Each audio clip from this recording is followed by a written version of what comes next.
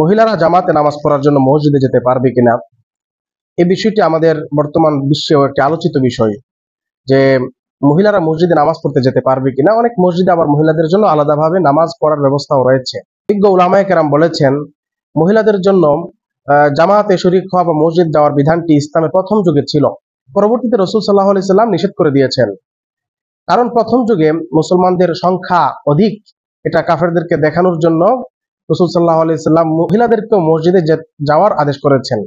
এবং অনেক হাদিস আছে যেগুলোতে প্রমাণ পাওয়া যায় যে মহিলারাও রাসূল সাল্লাল্লাহু আলাইহি ওয়াসাল্লামের পিছনে মসজিদে ইক্তেদা করেছেন।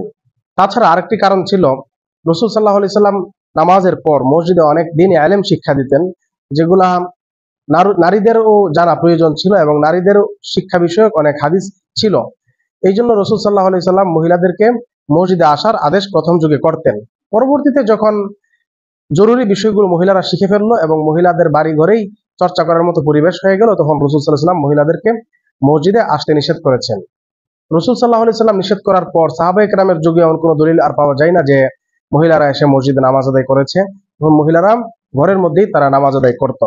আবু দাউদ শরীফের 570 নম্বর হাদিসে এসেছে, আন আব্দুল্লাহ ইবনে মাসউদ রাদিয়াল্লাহু আনহু আন নবী সাল্লাল্লাহু আলাইহি ওয়াসাল্লাম قال সালাতুল মারআতি ফি বাইতিহা আফদালু মিন সালাতিহা ফি হুজরাতিহা। রাসূল সাল্লাল্লাহু আলাইহি ওয়াসাল্লাম বলেছেন, মহিলার জন্য ঘরে নামাজ আদায় করাটা মসজিদের মধ্যে নামাজ আদায় করার চেয়ে উত্তম। কারণ হলো মসজিদে আসা যাওয়ার ফলে ফিতনার আশঙ্কা আছে। ফিতনার ফলে রাসূল সাল্লাল্লাহু আলাইহি ওয়াসাল্লামই মহিলাদেরকে পরবর্তীতে নিষেধ করে দিয়েছেন। শরীয়তের এমন অনেক বিধান আছে যেগুলোতে রাসূল সাল্লাল্লাহু আলাইহি ওয়াসাল্লাম প্রথমে করার আদেশ করেছেন, পরবর্তীতে এটাকে না করার আদেশ করেছেন। তো ফিতনার আশঙ্কায় রাসূল সাল্লাল্লাহু আলাইহি ওয়াসাল্লাম মহিলাদেরকে মসজিদে যেতে নিষেধ করেছেন এবং এটাই রাসূল সাল্লাল্লাহু আলাইহি ওয়াসাল্লামের সর্বশেষ নির্দেশ বা সর্বশেষ আমল এটাই ছিল। এই নিষেধের কারণে প্রথমে যে যাওয়ার আদেশ ছিল সেটা মানসুখ বা বাতিল হয়ে গিয়েছে। তাই মহিলারা তাদের ঘরেই নামাজ আদায় করবে এবং এটাই তাদের জন্য সর্বোত্তম পন্থা।